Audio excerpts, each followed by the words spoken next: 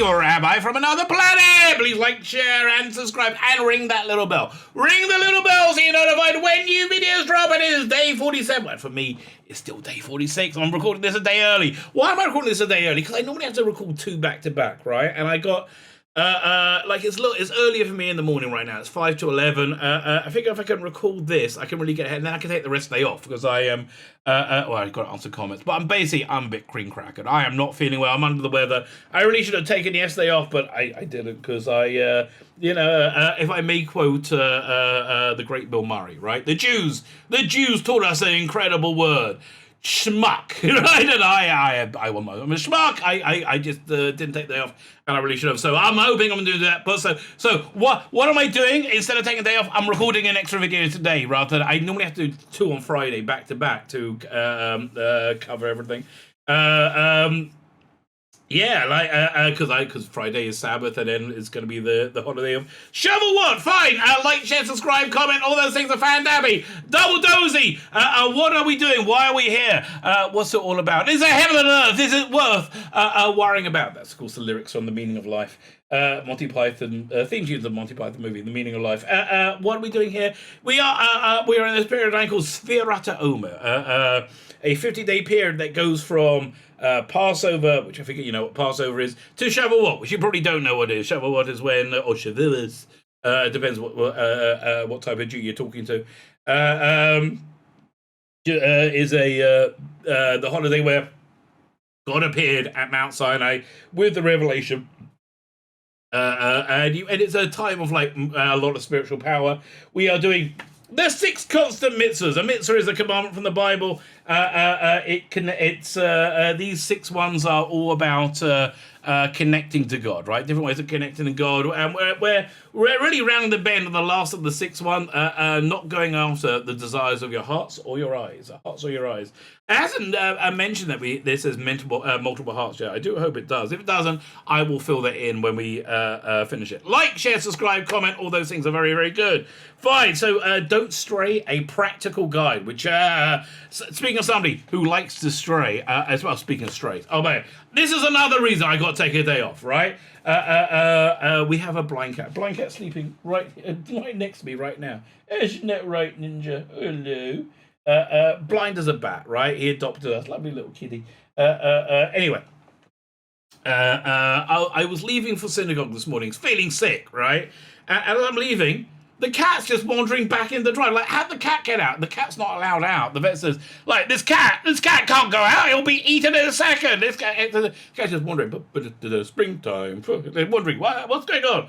So I bring him in, I lock up the garden, make sure he can't get in there, and I go to synagogue. I'm sick, right? I'm sick, so I don't go to services. I just pray on my own, because I figure if I'm sitting in the room, it's a smaller room, right, and I'm coughing my lungs out, that's not going to endear me to my neighbours, right? We still live in the wake of COVID, right? That's not going to endear me to it, so I pray on my own. I go back in, right, and I then, first thing I do when I go home, I let the cat and dog out into the garden. I go, run out, the cat's like, the dog's like, oh my god, I can run, He's like, she's so excited, right? And the cat's like, okay, yeah, off I go. So I followed the cat to see where he got out, and the other day, my daughter put a gate on the back gate of the garden because we don't want the gardener leaving the gate open, because that's where the dog will run out, or the cat will get out. Nightmare, innit? So I look, and the cat's found this little place to get out by the side of that gate, right? So now I can't open the bloody gate because there's a chain on it. I don't have the key to it. I got to go around the other house. I got to find. The cat's off halfway up the bloody street right now. I'm like, you're gonna die! You're gonna freaking! It was like Princess Leia in Obi-Wan Kenobi episode 2. You're gonna die! Stop! And I was about to give up because I was like, the cat's just gonna come. I can't. But then eventually it goes to my neighbour's garden, and the neighbours aren't home. I ring the doorbell, they're not there. Actually, I've got to send them a note that reminds me. Say, oh, but I was in your front garden. I finally get the bloody cat, right? I get the cat. A miracle, right? That's literally a miracle right there. Yes, it's a blind cat. I understand it's blind. Still can outwit me. That so I come in. And I lock up the garden again. I'm very hot. I'm very sweaty. I'm sick, right? As I said, I'm sick. Don't stray. Ninja. Oh, he's having a big stretch. Who's having a big stretchy wedgie? Yes, you are. Oh, you're a cutie cat. He's a cute kitty. Anyway, don't stray. A practical guide. So that's my practical guide to not straying. Now we have defined the roles of hearts and eyes. We did that yesterday for me today. The roles of hearts and eyes. We can now learn how to counter these respective perils that they represent. Drunk driving is considered a serious crime, and rightfully so. Not if you watch Mad Men, bloody hell. But a drunk might argue there should be no penalty for drunk driving. Really? What would be the argument behind that, right? What would be the argument? What's that? There you go. You want a little chin tickle? Chin tickle? Yes, you do. Drunk drivers are considered a serious, rightfully so. But a drunk, okay, why would no penalty? The more inebriated a person is, the less control they have over their faculties. Why do we fault a person whose thinking was impaired by alcohol for choosing to drive and endanger lives? Because they got drunk. They chose to get. I guess that's probably what we're going to go to. The answer is that we expect people to make responsible decisions before they begin drinking, right? It's make sure I've got my car keys with me. So we'll not drive under the influence. We expect them to deposit their keys with someone who is not planning to drink. I think a much better example, right? A much better example is if you're an older person, like in your 40s, and you're smoking weed, right? Don't text anybody. Have you ever received those? Don't text anyone. There should be some kind of lock. There should be some kind of weed lock on your phone. Don't text anyone, right? It's a common story. You should know to put your lock on your phone first. As I said, anyway. We said who's not planning to drink. Similarly, since emotions and perceptions are so overpowering, we are most likely to succeed in not going after our hearts and eyes with the following adage. With the following adage, an ounce of prevention is worth a pound of cure. Yes, indeed, absolutely. The primary objective in combating the natural feelings generated by our heart is to circumvent them by developing more powerful. Oh wait a minute! I just realised tomorrow's Thursday, Friday. I'm gonna have to do two anyway, back to back as well. Bloody hell! Yeah, to get up to 50, right? The primary objective in combating the feeling generated by our heart is to circumvent them by developing more powerful ones. For truth that we have come to know in the first 5 commandments. Let's take laziness, for example. When we get into a rut of laziness, we feel as though we are physically unable to move. I guess so. It seems to paralyze us in a physical sense, right? But yeah, listen, I see that with kids sitting on the bloody couch. That's true. Oh man, the incredible non-moving people. But laziness is an emotion. We all know people who have a desperate need to accomplish more and more. That'd be me, but I'd also things I like to accomplish is goofing off, right? I love accomplishing goofing off. That's my favorite thing to accomplish. Such people rarely fall into a trap of laziness because their emotional need to surge forward is more powerful than their laziness. It is people whose dreams are always centered around their next vacation and early retirement who constantly find themselves sitting on the couch trying to get up some energy to move, and they have no emotions to counter that. I guess so. Yeah, I guess so. Oh man, it's bollocks. Where am I?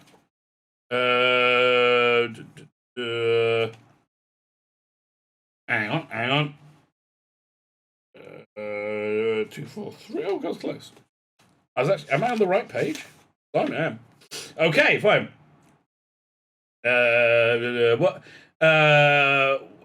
What is the antidote to that? So God says, "My child, give your heart to me." In Mishlei, I don't know what the non-Jewish translation of Mishlei is. Proverbs, maybe, could be.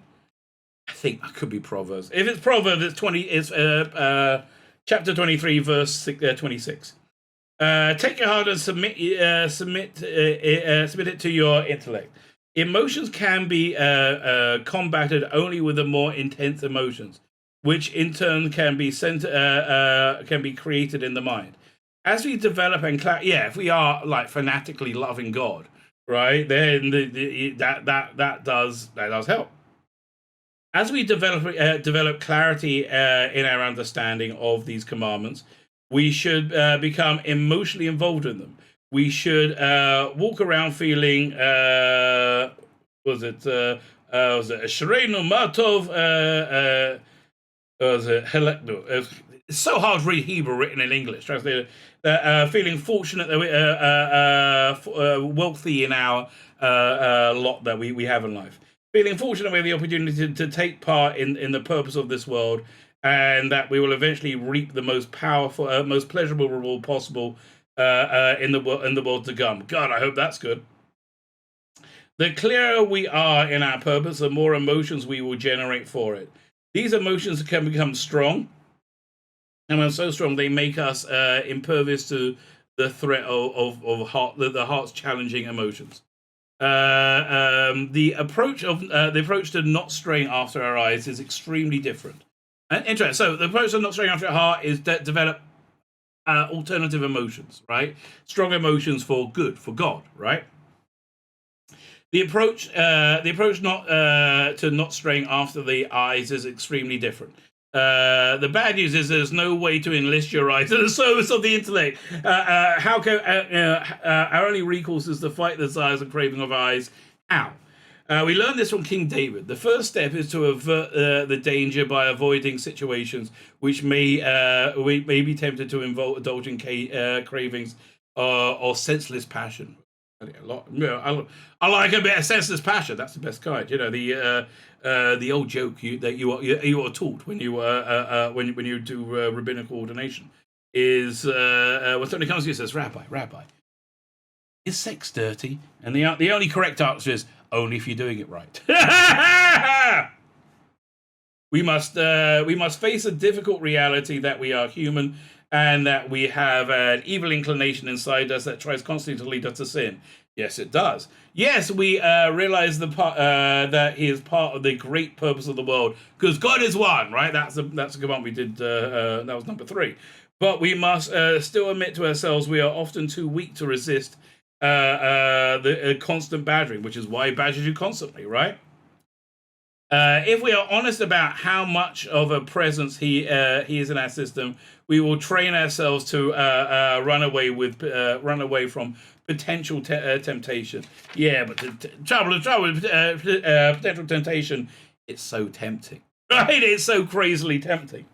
So a student asked the rabbi, the mishgiach. It's a basically, he's the guy in charge of making sure the rabbinical students get to praise and classes on time, right? Rabbi Eliadu Lopian for permission to travel to the cousin's wedding in a different city. But when the rabbi heard that it was in which city it was, he didn't want to grant permission. He said the city is known for the improper mode or dress of the residents. Where's he going? Vegas? It is not a place for it. A holy student to go to. Well, Remy the boy protested, I work hard in guarding my eyes and thoughts. I am not affected by this problem. Dude. Never think you're not affected by it, right? Yeah, look, there's a commandment in Judaism that you're not allowed to be secluded with a woman, right? It doesn't care who other than your wife or daughters, right? It doesn't matter how old you are or how old the woman is, right? It's no one is trusted. It doesn't matter if it's Moses himself. No one's trusted because everybody has a drive, right? So Rab Elliot drew out a large sum of money from his pocket and handed it to the boy. Says, I'm nearly 90 years old and I'm blind in one eye. He said, I still feel the evil inclination stirring inside me. If you can go to that city without being affected, you better take this money to see a doctor, right? I'll be like, well, it's a double victory. I'll take the money and go to the doctor and the wedding. now I'm staying in a nice hotel in Sin City. Okay, yeah. Thanks, Rabbi. Now I can afford the blow and the hookers. I mean, like, what? I guess that didn't really happen. Again. This is why I shouldn't teach this stuff. The good news is that cravings are not sole possession of the evil inclination, the Satan. They're not. The Satan, I should be better than evil inclination. We can develop cravings for spirituality as well. The same King David, who begged God to avert his eyes from evil, lest he be led astray, also said, "Shavati derav asherecha ragli azecha." I plan my path and I return my feet to your testimonies. Okay, your testimonies. This is from. This is from Psalms, Psalm 111, verse 59. Right, I have no idea what it means. Psalms are really deep and interesting. If you can get inside them, mind blowing. Right, totally mind blowing. So that's explained in Apocrypha. I think is Midrash. I think it's Apocrypha. Explains that King David would walk out of his palace each day with itinerary for each day, but his feet would involuntarily carry him to the study hall to study the Bible. He had developed a reflex that made that Torah study, Bible study, was his default state. So that's pretty impressive. Apparently, aside from controlling his eyes and avoiding situations fraught with temptation, we can also develop new cravings and habits. We must become so adept in making the correct choices, it becomes second nature. I mean, I guess that's kind of true. Like, I do this thing called Daf Yomi, which is loading a page of the Talmud every day. It's 2 sides every day. And I'm really not into it. It like takes an hour. It's work. It's boring a lot of the time, and I still do it because I'm like, I just feel that's the right thing to do. Because I train myself that I want to. I want to connect to God, even if the ways that God's told me to connect to Him aren't necessarily clear and obvious. Right? Our feet, hands, and mechanical organs could all be trained to serve God unbidden. This is true. Certainly, we must be aware of the potential pitfall of beginning to run on automatic pilot, losing all feeling in our service of God. Yeah, don't do things by rote. That's never a good idea. But it's much easier to fight the problem of following good habits out of rote than it is to fight doing bad habits. Yeah, trouble with doing bad habits is they normally end up with you doing sins, and sins normally feel really, really super good, right? And that's why they're so incredibly tempting. Why are they tempting? Because they're awesome. Avoid temptation. My name is Tzvi Lebetkin, the rabbi from another planet. Please like, share, and subscribe, and ring the little bell. Ring the little bell so you're notified when new videos drop.